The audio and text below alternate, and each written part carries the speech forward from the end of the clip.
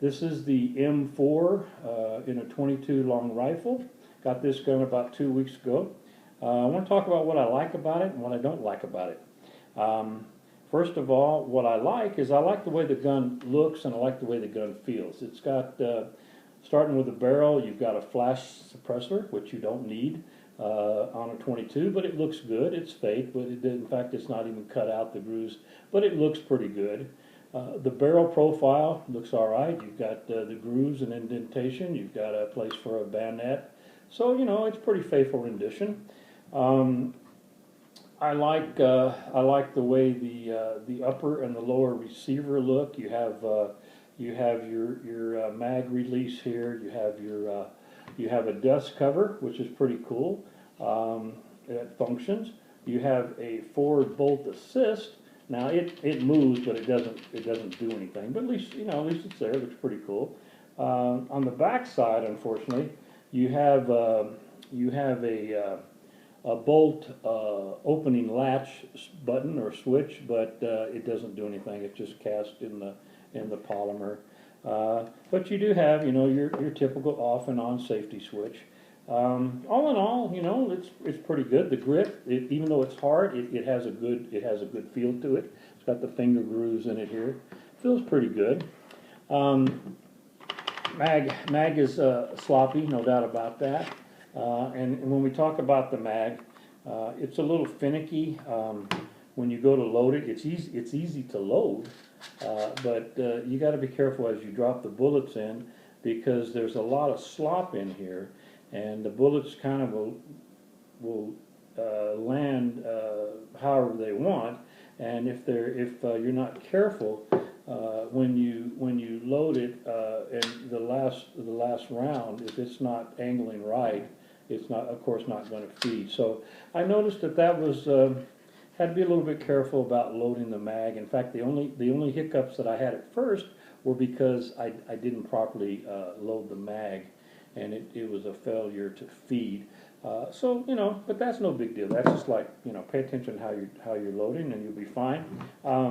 The stock looks good, but unfortunately it's not adjustable. It's in this position. But you do have a castle nut, which is pretty cool, and you can unscrew this, and you actually can add your mag pull or whatever type stock you want that's adjustable. So that's pretty cool. So all in all, it looks good. It feels good. Like I say, $219, you can't beat that, can you? Well, Granddad always said you get what you pay for, and in this case, I paid $219, and I don't think I even got my money's worth. In fact, I know I didn't get my money's worth at $219, and let me tell you why. Now, for the rest of this video, we will not call this El Chape or Chiappa or however you pronounce it. We'll just call it Crappy. This will be referred to as El Crappy, because this is the worst gun that I've ever owned. In fact, this gun, if you gave it to me for free, I wouldn't want to, I wouldn't want to sell it because I feel like I'm endangering someone's life. So I guess I could use it as like a static display, like hanging on your wall, like those fake guns. Then it would be fairly safe, although it could probably fall off the wall and then shatter into a million pieces and still injure someone. And back to the name, what's it called? M4? Well, it's called 4 because that's the term you use in golf. When you hit a ball into the crowd and they have to duck, you yell 4 because somebody's about to be injured. Well, that's what you want to do when you're firing this gun. You want to yell 4. Now, why am I being so sarcastic? Well, let me tell you what happened. I started firing the gun. I shot about 150 rounds through it, and only a couple of hiccups because I didn't load the magazine right. So I was feeling like, hey man, this thing's working pretty good. And then I got up to about the next day we went out and I fired a few more rounds through it, and then around 200 rounds I started seeing some issues. It wouldn't fire. It would load the shell, but it was like the firing pin was not striking the casing properly because it wouldn't discharge the round. And I would pull the charging handle back and recharge it, and then it would eject that round, and then the next round it would fire. but then the next one it wouldn't. So this went on about 3 or 4 or 6 times. And each time it's like every other round. It's like, okay, now why is it firing every other round? I don't know, still don't know. But anyway, so as I'm pulling the, now you notice I can't pull the charging handle all the way back. Well, we'll talk about that in a minute. But anyway, as I pull the charging handle back, I let it go, and unbeknownst to me, and let me see if I can get this, I don't know if I can even get the frickin' gun apart, but anyway, unbeknownst to me, what it did was, when I let the charging handle go, boom, it fires. And what it did,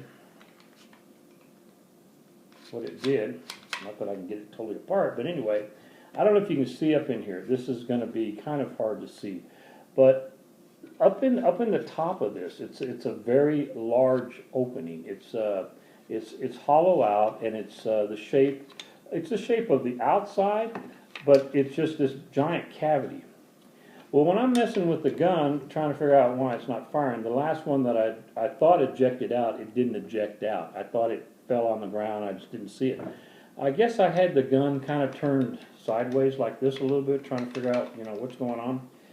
Well, the live round ends up in the top of this upper receiver casting.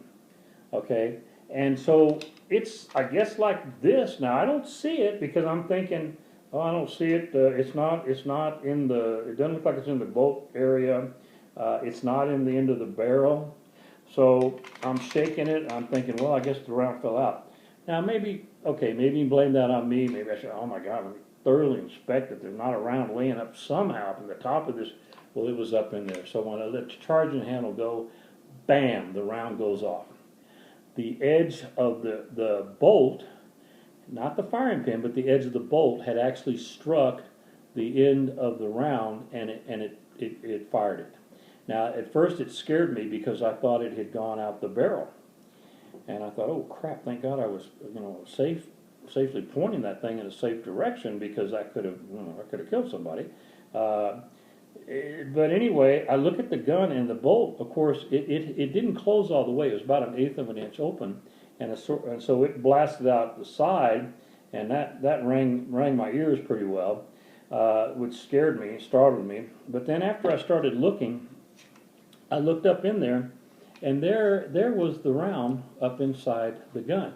Now, if you looked at it from the inside, what you saw was the brass casing just kind of mushroomed out. You could see where it boomed, man, it blew out. And then when you look through the front of the receiver, the end of the bullet was sticking out about a 1/4 inch. The bullet was stuck right there.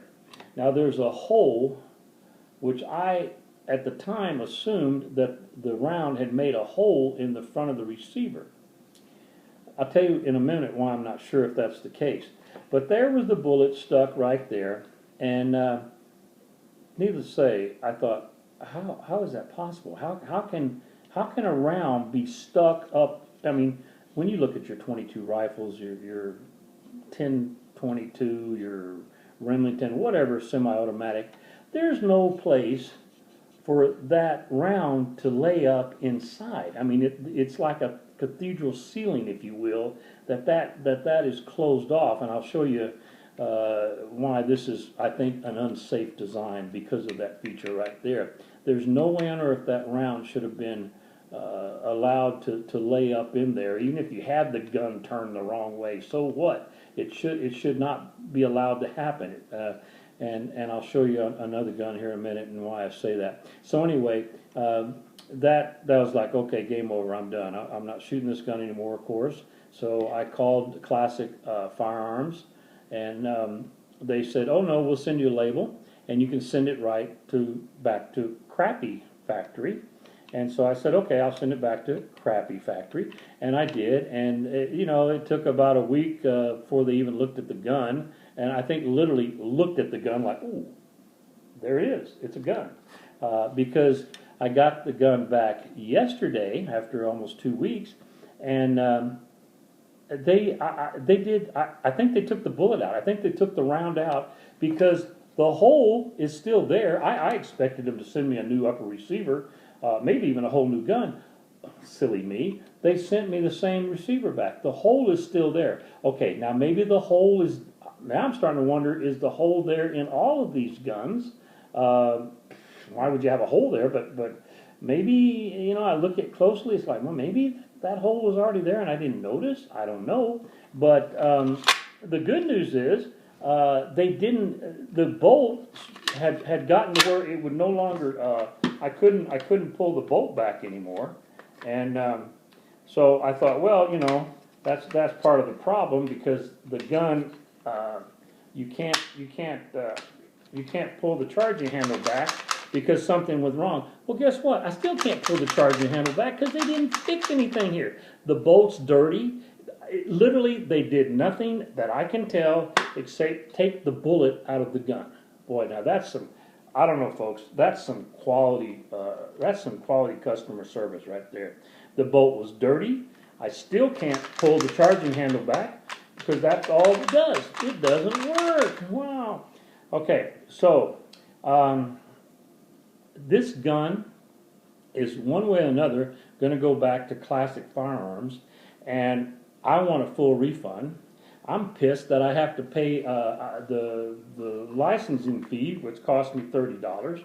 I'll probably be out that, but I'm going to try to fight over that issue.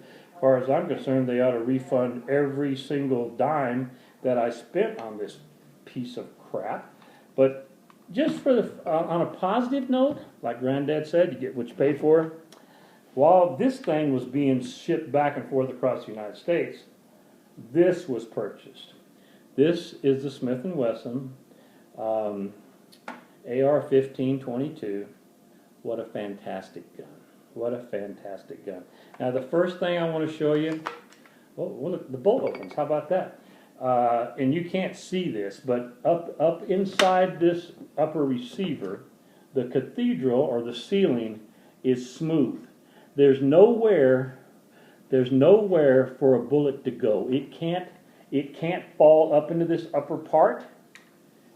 If it lands right in here, it rolls right out because it's curved, and this little opening is about that big and about that big, and the shell, the round, live round, has to roll right out. It's not going to stay up in there, okay? So you don't have this big cavity like you have in the El Crappy, okay? And some other features, oh, look how tight the mag is, okay? The magazine is no rattle. Stock, adjustable. You have a bolt release button.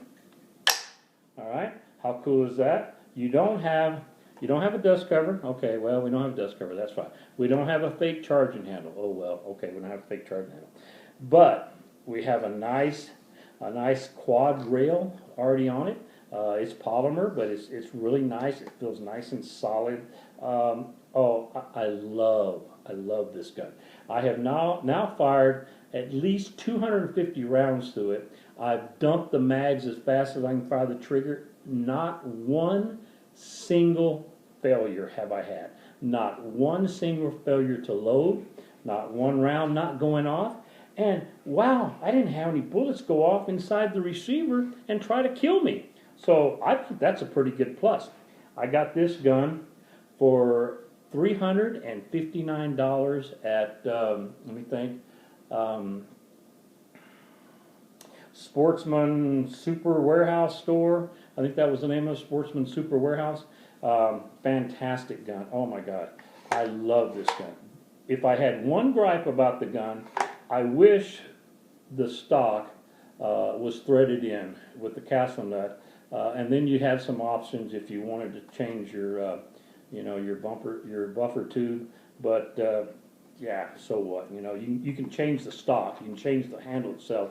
You just can't change that. Because I played with the idea of maybe wanting to put a folding stock on there since it's a 22. But other than that, and I did get the smooth barrel, which I'm I don't think it looks quite right. So I'm going to slap the old fake, some type of suppressor on there, just because I kind of like the way it looks. I think it looks a little odd without it. Has no functionality whatsoever. I agree, but I think it looks pretty cool. So, what did we learn, boys and girls? Don't even consider in your wildest nightmares buying El Crappy. Go out and buy yourself a Smith & Wesson and go out and enjoy life and not risk your life while you're enjoying shooting your gun. All right, well, that's it for now. Thanks for listening. I hope this has been somewhat beneficial, and happy hunting.